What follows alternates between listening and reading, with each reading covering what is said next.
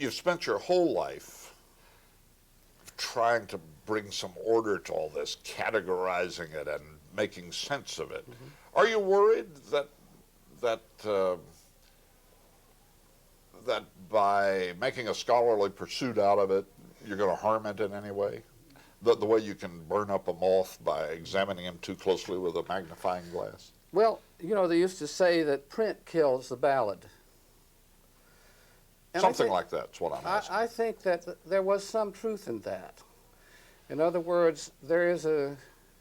See, human beings have been conducting their own fantasy world and making their own culture for probably 150,000 years. Civilization is about 6,000 years old. It's just a little crawling infant. And print is just yesterday.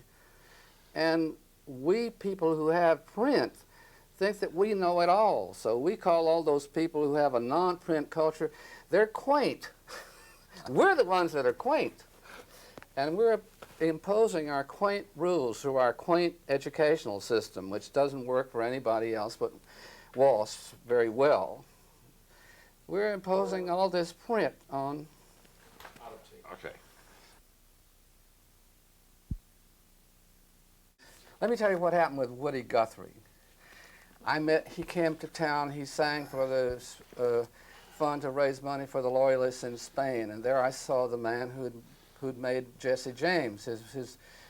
He was singing songs that were just as good as Sam Bass Was Born in Indiana, only he'd written the damn things. And there this little Welshman, you know, he's from Wales, he's a typical Welshman, quarrelsome and given to words beautifully all the time, always talking and making phrases and making poems.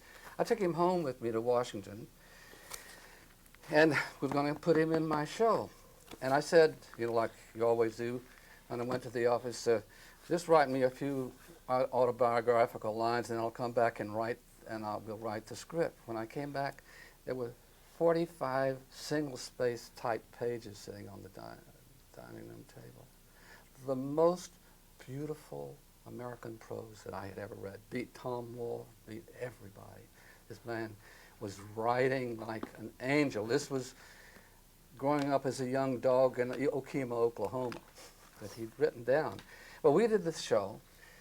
We rehearsed, and the man who was our director was also the director of the Coca-Cola Hour, the most important show on CBS, and he didn't like Woody worth a damn.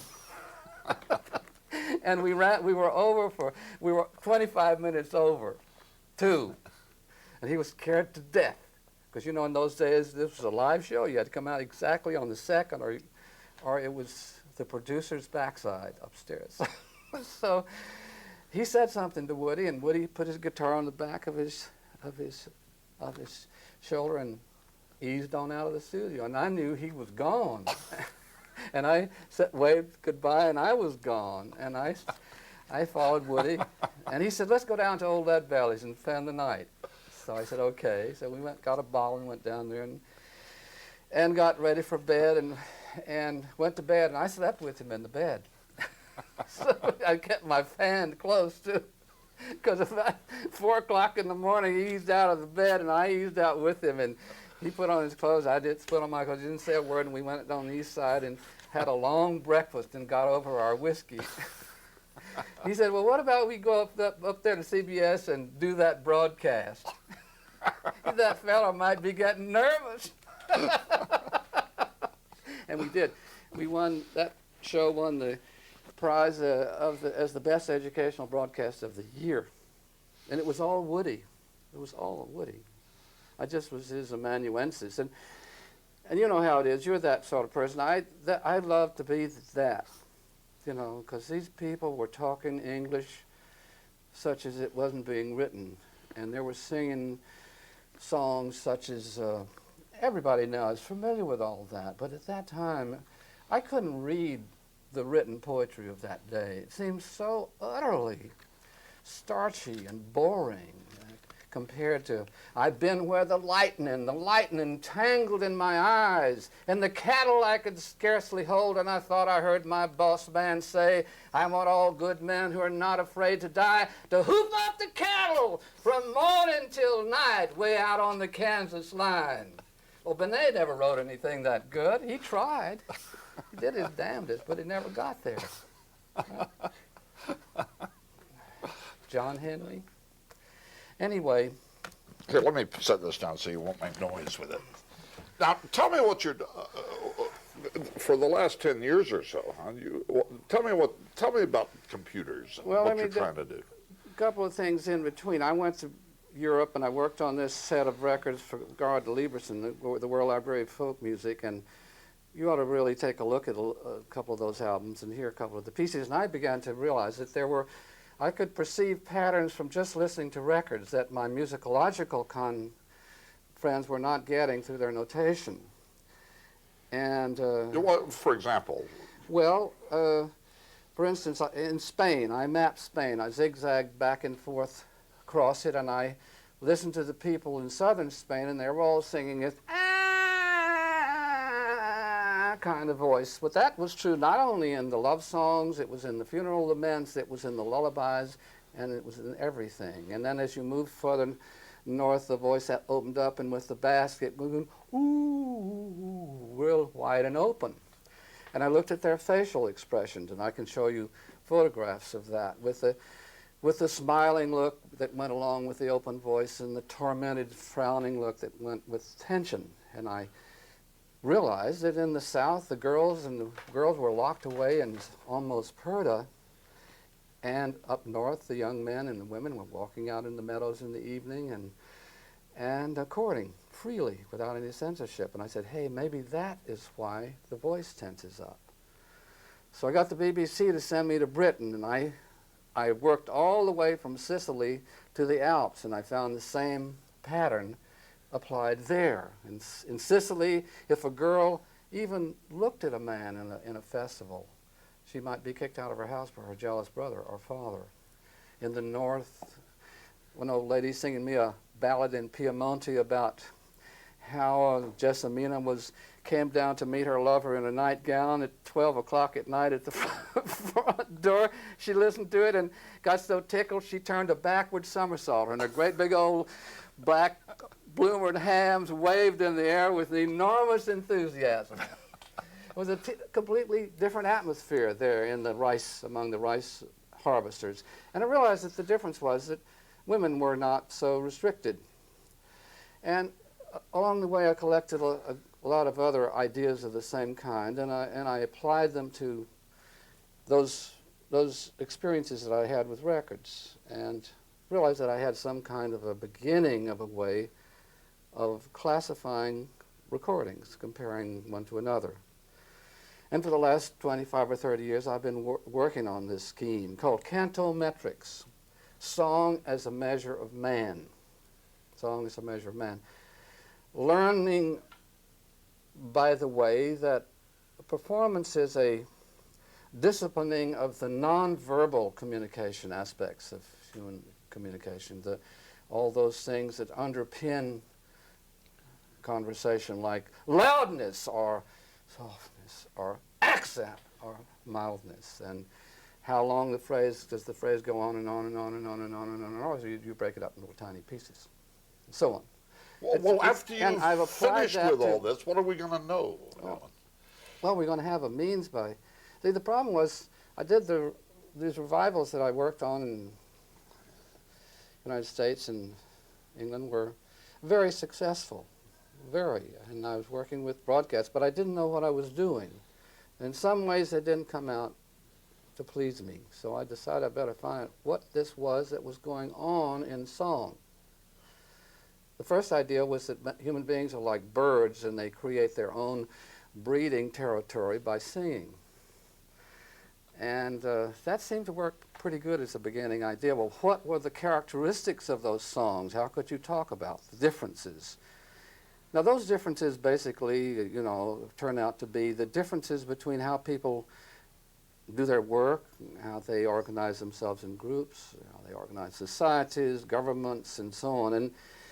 And I've run all this through, what took the time was getting the computer to handle it all.